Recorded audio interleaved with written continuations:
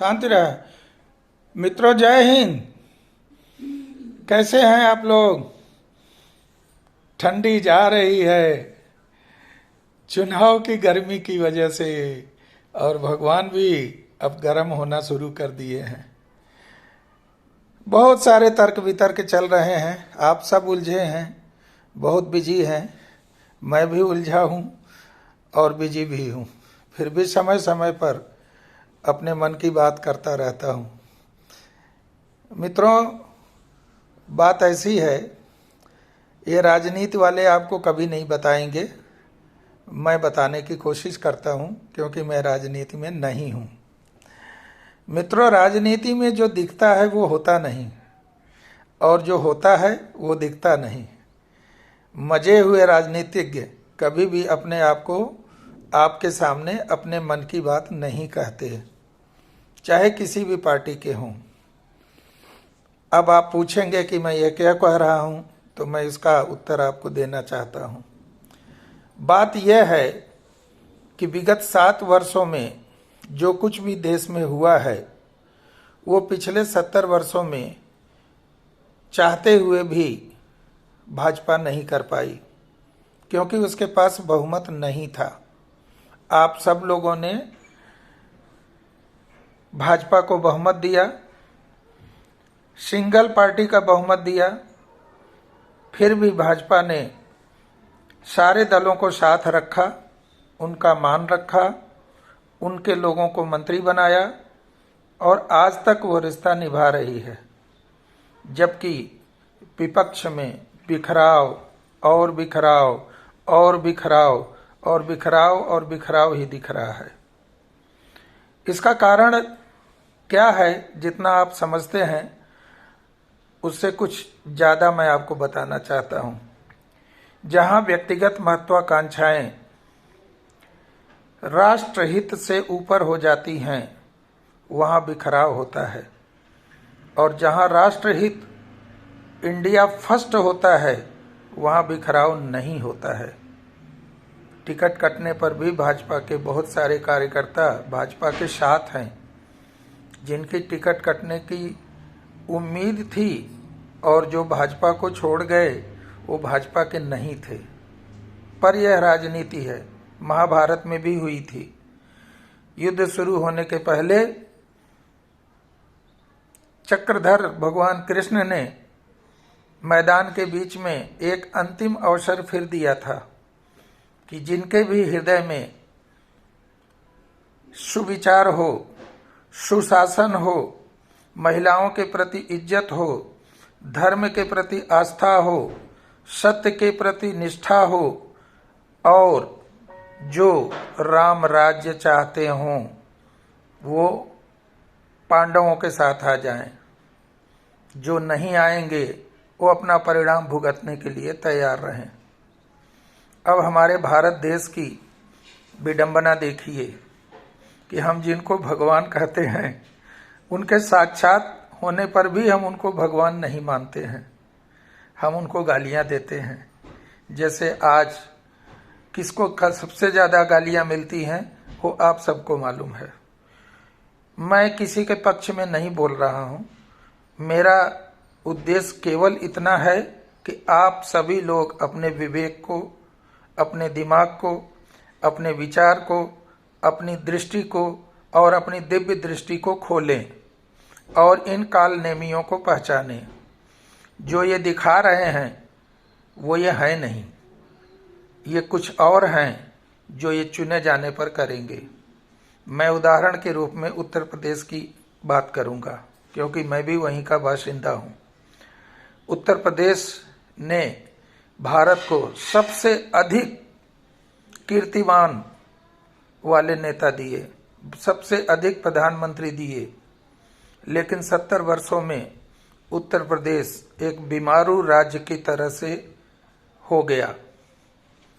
2014 में आप लोगों के मत से सरकार बदली केंद्र में, फिर भी प्रदेश में गैर भाजपाई सरकार होने के कारण कुछ भी नहीं हुआ, और जो कुछ भी हुआ वो कैसा हुआ आपसे सोशल मीडिया पर सभी लोग चित्रों के साथ, व्याख्यानों के साथ, विवरणों के साथ डिस्कस कर रहे हैं। मैं बार बार एक ही बात कहूँगा कि आप अपने विवेक को, अपने दिमाग को अपना वोट देने के पहले इस्तेमाल करें, क्योंकि वोट आपका अधिकार है। आपका और आपके आने वाली पीढ़ियों का भविष्य आपका वोट तय करेगा।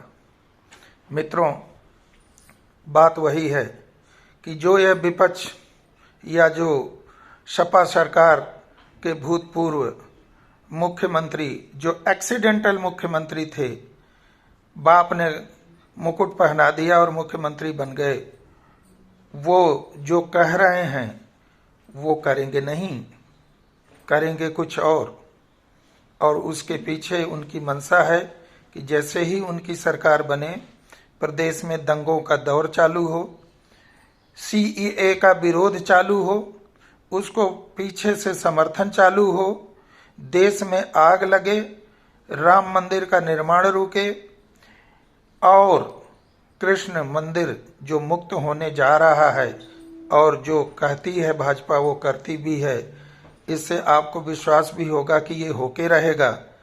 इससे पर इसको भी रोका जा सके।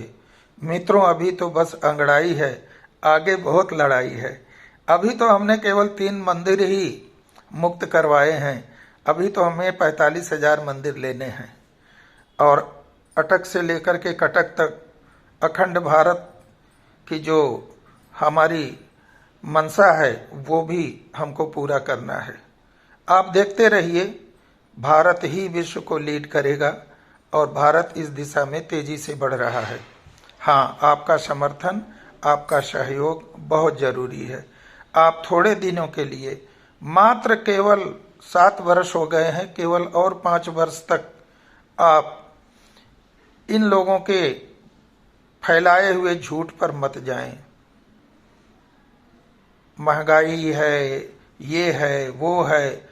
मित्रों, तेल का दाम 10 रुपए लीटर घट गया, कोई नहीं सामने आया। 1 रुपया बढ़ जाए तो यह छाती पीटने लगेंगे। ये बहुत छोटी बातें हैं। जब राष्ट्र निर्माण की बात चलती है तो हमारे ऋषि मुनियों ने, हमारे दधीच ने अपनी हड्डी दे दी थी। हम तो आपसे सिर्फ एक वोट मांग रहे हैं, आपका और आपके परिवार का। आप वोट उसे दीजिए जो राष्ट्र निर्माण में करता हुआ दिखाई दे। आप इन छलियों को, जिन्होंने आपको छला है, आपका मत लेकर के आपको लूटा है, इनके घरों से पैसे निकल रहे हैं, खजाने निकल रहे हैं, ट्रक भर भर करके माल निकल रहा है। ये कितना है अभी, इसकी एक सिर्फ एक छोटी सी सैंपल है।